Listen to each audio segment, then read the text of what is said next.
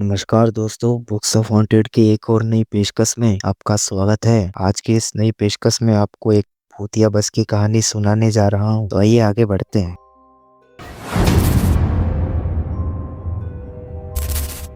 आप लोग भी क्या सोच रहे होंगे कि मैं एक पढ़ा लिखा और शहर में अच्छी नौकरी करने वाला आदमी भला भूत प्रेत की कहानियों में क्यों विश्वास रखता हूँ और आपको मैं यह कहानी क्यों सुना रहा हूँ। मैं जानता हूँ ये सब बातें सुनने में बचकानी लगती हैं, लेकिन साहब कभी कभी जिंदगी में कुछ ऐसा हो जाता है जो आपके सारे तर्क, सारी समझ और सारे ज्ञान को एक किनारे रख देता है। और यकीन मानिए, मेरे साथ जो हुआ वो मेरी कल्पना नहीं हकीकत थी। मेरा नाम अमित है। शहर की एक जानी मानी लॉजिस्टिक कंपनी में मैनेजर के पद पर कार्यरत हूँ। मेरी जिंदगी बहुत सीधी सादी थी। सुबह ठीक 9 बजे ऑफिस पहुँचना, दिन भर कंप्यूटर पर डेटा मैनेज करना, क्लाइंट को समान समय पर पहुंचाना, ये सब सुनिश्चित करना मेरे जीवन का भाग बन चुका था। सब कुछ तर्कों और नियमों पर आधारित था। भूतों, चुड़ैल या भटकती आत्माओं की कहानी मेरे लिए सिर्फ एक बचपन की बातें थी जो दादी नानी सुनाया करती थी। खासकर वो कहानी जो मुझे आज भी याद है। ये कहानी थी एक खास बस की।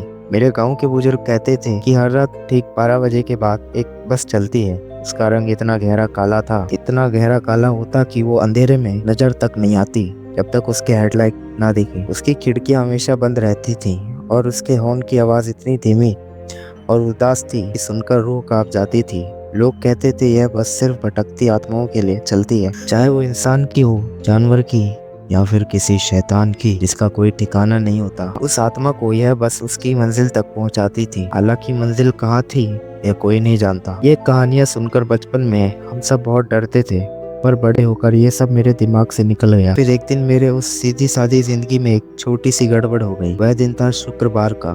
मैं सुबह से बहुत व्यस्त था। एक बड़े क्लाइंट का ऑर्डर था और मैंने हड़बड़ी में सामान के कुछ पैकेट कम भेज दिए थे। क्लाइंट का फोन आया और वो बहुत नाराज था। मेरी गलती थी, इसीलिए मैंने माफी मांगी। उसने कहा कि उसे वह सामान उसी रात चाहिए क्योंकि वह कल सुबह फ्लाइट से अपने देश वापस जा रहा है। अब आप सोचिए, अपनी डे शिफ्ट खत्म करने के बाद मुझे रात के 8 बजे फिर से गोदाम जाना पड़ा, पैकेट पैक करने पड़े और फिर उस क्लाइंट के घर के लिए निकलना पड़ा जो शहर के बिल्कुल दूसरे छोर पर था। आप ये सोच रहे होंगे कि ये पैकेट में किसी और के द्वारा भी भिजवा सकता था, पर नहीं दोस्तों। जैसा कि मैंने बताया कि 8 बजे सभी क्लाइंट की छुट्टी हो जाती थी, डिलीवरी बॉयज की भी। इसी कारणवश मुझे खुद उस पैकेट को डिलीवर करना पड़ा। यह काम करते करते रात के 11:30 बज जाते हैं। मैंने घड़ी देखी और मेरे माथे पर पसीना आ गया। मैं थकान से चूर था। किसी तरह मैंने क्लाइंट के घर पर पैकेट पहुंचाए और वहां से निकला। वापसी के लिए मुझे बस स्टैंड तक जाना था। रात का सन्नाटा ऐसा था मानो पूरा शहर सो गया हो। हवा में एक अजीब सी ठंडक थी जबकि मौसम गर्म था। सड़क पर इक्का दुक्का गाड़ियां ही चल रही थी। जब मैं बस स्टैंड पर पहुंचा तो घड़ी ने 12 बजा दिए थे। मैं थक कर एक बेंच पर बैठ गया और बस का इंतजार करने लगा। वह कोई नहीं था, कोई भी नहीं। बस स्टैंड की लाइट भी टिमटिमा रही थी जिससे अंधेरा और भी गहरा लग रहा था। कुछ ही मिनटों में दूर से एक धुंधली सी आकृति मेरी तरफ बढ़ती हुई दिखाई दी। जैसे जैसे वो पास आई मुझे पता चला कि वो एक बस थी। यह कोई आम बस नहीं लग रही थी। उसका रंग सच में गहरा काला था, इतना कि अंधेरे में वह सिर्फ एक परछाई सी लग रही थी। मैंने मन में सोचा, अरे वाह, इस रूट पर इतनी रात को भी बस चलती है। मैंने अपनी बचपन की कहानी के बारे में बिल्कुल भी नहीं सोचा। थकान ने मेरी सोचने की शक्ति खत्म कर दी थी। बस मेरे सामने आकर रुकी, लेकिन उसमें कोई भी ड्राइवर नहीं दिख रहा था। बस का दरवाजा बिना किसी आवाज के खुला और मैंने बिना कुछ सोचे समझे अंदर कदम रख दिए। बस के अंदर भी एक अजीब सी चुप्पी थी। वहाँ कुछ यात्री पहले से बैठे हुए थे, लेकिन उनमें से कोई भी हिल डुल नहीं रहा था। सबकी नजरें बस सामने की ओर थी, जैसे कि वो किसी ट्रांस में फंस गए हो। मैंने एक सीट पर बैठते हुए राहत की सांस ली, लेकिन जैसे ही मैं बैठा मुझे महसूस हुआ कि बस के अंदर बाहर की हवा से भी ज्यादा ठंड थी। मुझे अजीब लगा, पर मैंने इसे थकान का नतीजा समझकर नजरअंदाज कर दिया। मैंने पीछे मुड़कर खिड़की से बाहर देखने की कोशिश की, पर खिड़कियों पर इतना काला धुआं जमा हुआ था कि बाहर कुछ भी दिखाई नहीं दे रहा था। मेरा दिल थोड़ा तेज धड़कने लगा।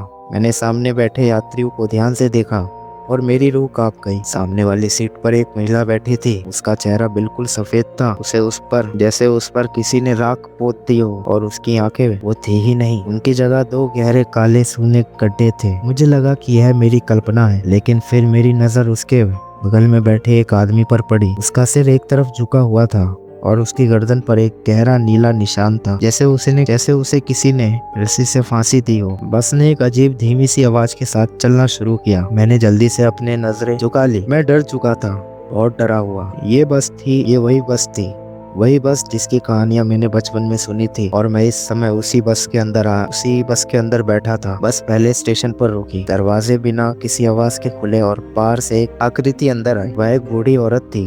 उसके बाल बिखरे हुए थे और उसकी आंखें बंद थी। वह अपनी मुट्ठी में कुछ कसकर पकड़े हुई थी और उसके मुंह से लगातार एक धीमी डरावनी फुसफुसाहट निकल रही थी। यह फुसफुसाहट इतनी धीमी थी कि मैं उसे समझ नहीं पा रहा था, पर वह मेरे दिल के अंदर तकसीरन पैदा कर रही थी। उस औरत ने बस के अंदर आकर अपनी जगह ली। मैंने डर के मारे अपनी आंखें बंद कर ली। भगवान से प्रार्थना करने लगा कि यह सब एक बुरा सपना हो, लेकिन यह कोई सपना नहीं था। मेरी आंखें बंद थी पर मेरा दिमाग पूरी तरह से काम कर रहा था। मेरे कानों में अब भी उसी बूढ़ी औरत की फुसफुसाहट गूंज रही थी। मैं वही अपनी सीट पर जम चुका था, जैसे किसी ने मुझे वहां चिपका दिया हो। हिम्मत करके मैंने धीरे धीरे अपनी आंखें खोली। मैंने देखा बस के अंदर की हवा अब और भी ज्यादा ठंडी हो चुकी थी, इतनी कि मेरी सांस भी धुएं की तरह बाहर निकल रही थी। बूढ़ी औरत अपनी सीट पर चुपचाप बैठ चुकी थी। उसने मंत्र बुदबुदाना जारी रखा, पर उसकी फुसफुसाहट जारी थी। अब मैं उसे थोड़ा और साफ सुन पा रहा था। वह कह रही थी, मुझे मेरा घर चाहिए। मेरा घर, वो कहाँ है मेरा घर? उसकी आवाज में एक अजीब सा दर्द था,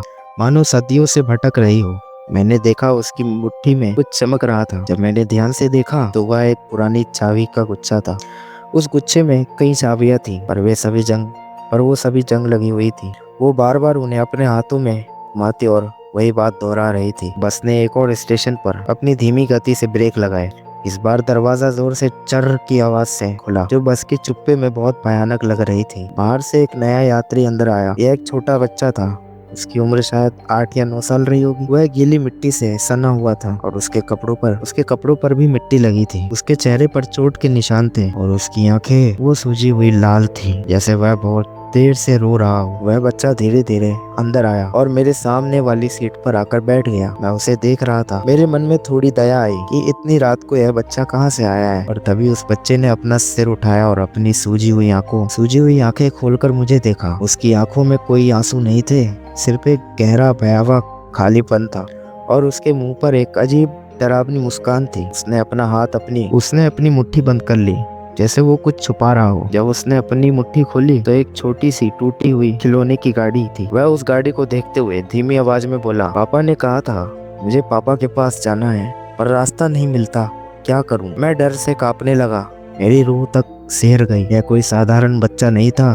तभी उस बच्चे ने अपनी हथेली में रखी हुई इस टूटी हुई खिलौने की गाड़ी को मेरे सामने किया और बोला, क्या आप रास्ता बताएंगे अंकल, मेरे पापा के पास जाने का? उसकी आवाज सुनकर मुझे ऐसा लगा जैसे किसी ने मेरे दिमाग के अंदर एक तेज सुई चुभा दी हो। मेरी हिम्मत जवाब दे गई। बस ने फिर से चलना शुरू कर दिया। मैं सोचने लगा कि अब कौन आएगा। मेरे दिमाग में तरह तरह के ख्याल आ रहे थे। क्या मैं चिल्लाऊं? क्या मैं भाग जाऊं? लेकिन कहाँ भागूं? बस के दरवाजे बंद थे और खिड़कियों से बाहर झांकने की मेरी हिम्मत नहीं थी। मैं बस अपनी सीट पर सिकुड़ कर बैठ गया, अपनी सांसों को नियंत्रित करने की कोशिश कर रहा था। अगला बस स्टॉप किसी सुनसान चौराहे पर था। बस धीरे धीरे रुकी और दरवाजा फिर से चर की भयानक आवाज से खुला, इस बार और तेज। इस बार अंदर आने वाली परछाई को देखकर सांसें मानो गले में ही अटक चुकी थी। वह कोई इंसान नहीं था। उसकी शक्ल बहुत ही अजीब थी, मानो किसी ने मिट्टी से कोई भयानक मूर्ति बनाई हो। उसके सिर पर नुकीले सींग थे और उसकी पीठ पर चमगादड़ जैसे बड़े काले पंख थे। उसका चेहरा बिल्कुल बदसूरत था और उसकी आंखें इतनी छोटी और लाल थी कि उनमें से आग की लपटें निकल रही हो। उसकी एक लंबी नुकीली पूंछ भी थी जो जमीन पर घिसट रही थी और उसके चलने की आवाज इतनी धीमी थी कि मैं उसे सिर्फ महसूस कर पा रहा था। वो बस के अंदर आया और उसकी आंखें सीधे मुझ पर आकर ठहर गई। मुझे लगा जैसे उसने मुझे देख लिया है कि मैं डर गया हूँ। उसके होठों पर एक भयानक मुस्कान थी। वो धीरे धीरे मेरे पास आने लगा और मेरे दिल की धड़कन बेतहाश बढ़ गई थी। वो मेरे सामने वाली सीट पर बैठ गया, ठीक उस बच्चे के बगल में, और उसकी आंखें अब भी मुझ पर टिकी हुई थी। वो कुछ कह नहीं रहा था और उसकी आंखों में एक अजीब सा संदेश था, मैं तुम्हें देख रहा हूँ। उसकी मौजूदगी से बस के अंदर की ठंड और भी बढ़ गई। मेरी सांसें तेज हो गई और मेरे माथे से ठंडा पसीना बहने लगा। हालांकि मुझे ठंड लग रही थी, पर मेरे माथे से पसीना अब भी बह रहा था और वो पसीना ठंडा था, जैसे अभी अभी फ्रिज से निकली हुई बोतल के पानी में हो, जैसे फ्रिज से निकले हुए पानी में होता है। मुझे लगा जैसे मेरी आत्मा अब मेरे शरीर से बाहर निकल जाएगी। तभी उस भयानक प्राणी ने अपना हाथ धीरे धीरे उठाया और मुझे कुछ इशारा किया। मैं समझ नहीं पा रहा था कि वो क्या चाहता है, लेकिन वो बार बार अपनी एक उंगली को हवा में हिला रहा था, जैसे वह मुझे कुछ समझाना चाह रहा हो। वो अपनी उंगली से मेरे शरीर को इशारा कर रहा था, जैसे वो कह रहा हो कि अगला नंबर मेरा है। मुझे बस इतना पता था कि मैं अब यहाँ से भागना चाहता हूँ, पर भागने का कोई रास्ता नहीं था। बस ने फिर से अपनी धीमी भयानक रफ्तार पकड़ ली। मैं आंखें बंद करके बस भगवान का नाम ले रहा था और सोच रहा था, क्या कोई यहाँ से जिंदा बचकर निकल सकता है। बस की रफ्तार अब और भी धीमी हो गई थी, मानो वो किसी गहरी नींद में चल रही हो। मुझे महसूस हो रहा था कि हम शहर से बहुत दूर किसी सुनसान और अनजान जगह की ओर बढ़ रहे हैं। मैंने आंखें खोली और खिड़की से बाहर झांकने की हिम्मत की। इस बार धुआं थोड़ा छटा और मुझे बाहर का नजारा दिखाई दिया। हम एक घने जंगल के बीच से गुजर रहे थे, जहाँ पेड़ों की सूखी टहनियां टूटियां हाथों की तरह हवा में लहरा रही थी। चांद की रोशनी भी वहां तक नहीं पहुंच पा रही थी। तभी बस एक और स्टेशन पर रुकी। ये कोई आम स्टॉप नहीं था। ये एक छोटा लकड़ी का शेड था, जिसके चारों ओर झाड़ियां और टूटे हुए पत्थर थे। हवा में एक अजीब सी बदबू थी, जैसे कोई चीज सड़ रही हो। दरवाजा खुला और इस बार एक नया यात्री नहीं आया, बल्कि वह बूढ़ी औरत खड़ी हो गई। उसकी आंखें अब भी बंद थी और उसकी मुट्ठी में चाबी का गुच्छा कसकर पकड़ा हुआ था। उसने लड़खड़ाते हुए बस से बाहर कदम रखा। जैसे ही वो जमीन पर पहुंची, एक तेज भयानक चीख उसके मुंह से निकली। उसकी मुट्ठी खुली और चाबियां जमीन पर बिखर गई। वो चीख रही थी, नहीं, ये मेरा घर नहीं है, ये मेरा घर नहीं है। उसकी आवाज इतनी दर्दनाक थी जो सुनकर मेरा दिल दहल गया। मैंने खिड़की से बाहर की तरफ देखा। बूढ़ी औरत एक टूटे हुए खंडर जैसे घर के सामने खड़ी थी, जिसकी छत ढह चुकी थी और दीवारों पर काई जम चुकी थी। उस घर से सड़ी हुई बदबू आ रही थी। वो अपनी चाबियों को उस खंडर के दरवाजे में लगाने की कोशिश कर रही थी, पर कोई भी चाबी फिट नहीं हो पा रही थी। वो बेबस होकर वहीं जमीन पर गिर गई और उसकी चीख एक धीमी दर्द भरी करास में बदल गई। बस ने एक झटके के साथ चलना शुरू कर दिया, मानो वो उस दृश्य को बर्दाश्त नहीं कर पाई। मैं अपनी सीट पर बुरी तरह कांप रहा था। मेरे मन में एक ही सवाल था, क्या बस ने उसे उसकी मंजिल पर पहुंचाया है या उसे सिर्फ एक भयानक सपना दिखाया था। मैंने सामने देखा, वो भयानक सींगों वाला प्राणी अब भी वहीं बैठा हुआ था और उसकी आंखें अब भी मुझ पर टिकी हुई थी। उसके होठों पर वही डरावनी मुस्कान थी। बस के अंदर अब सिर्फ मैं, वो बच्चा और वो भयानक प्राणी थे। अगले स्टेशन पर क्या होगा, ये सोचकर ही मेरी रूह कांप रही थी। मुझे लगा कि अब मेरी बारी है। मैं पसीने से भीगा हुआ था और मेरे हाथ पैर ठंडे पड़ गए थे। बस की धीमी आवाज अब मेरे कानों में एक भयानक मौत की गीत जैसी लग रही थी। मैंने मन में सोचा, क्या यही मेरा अंत है? क्या मैं भी इन भटकती आत्माओं की तरह हमेशा के लिए इस बस में फंस जाऊंगा? बस धीरे धीरे एक और स्टेशन पर रुकी। ये एक छोटा सा रेलवे क्रॉसिंग था। ट्रेन की पटरियां पुरानी और जंग लगी हुई थी, जिन पर से शायद सालों से कोई ट्रेन नहीं गुजरी थी। दरवाजे खुले और इस बार वो बच्चा अपनी सीट से उठा। वो धीरे धीरे मेरी तरफ आया और मेरे सामने रुक गया। उसकी आंखों में अब भी वही सूनापन था और मुंह पर वही डरावनी मुस्कान। उसने अपना हाथ मेरी तरफ बढ़ाया। उसकी आवाज अब और भी धीमी हो गई थी, मानो कोई पत्ता हवा में फुसफुसा रहा हो। आप यहाँ उतर सकते हैं, मेरे पापा इंतजार कर रहे हैं। मैं समझ गया, ये बस उसे उसके पापा के पास नहीं बल्कि उस रास्ते पर ले जा रही थी जहाँ उसका अंत हुआ था। वो बच्चा जो अपनी खिलौना गाड़ी को ढूंढते हुए खो गया था, अब हमेशा के लिए उसी रेलवे क्रॉसिंग पर फंस चुका था। मैं डर के मारे कुछ कह नहीं पाया, बस मेरा पूरा शरीर कांप रहा था। तभी उस बच्चे ने अपनी उंगलियों से मेरे हाथ पर दबाव डाला, मानो वो मुझसे कुछ कह रहा हो। चले जाओ। उस बच्चे ने मुझे मेरे हाथ से जोर से धक्का दिया और मैं बस से बाहर सीधे उस रेलवे क्रॉसिंग पर गिर गया। जैसे ही मैं जमीन पर गिरा, बस का दरवाजा जोर से बंद हो गया और वो बच्चा बस की खिड़की पर आकर खड़ा हो गया। उसने अपनी हथेली में रखी अपनी टूटी हुई खिलौना गाड़ी को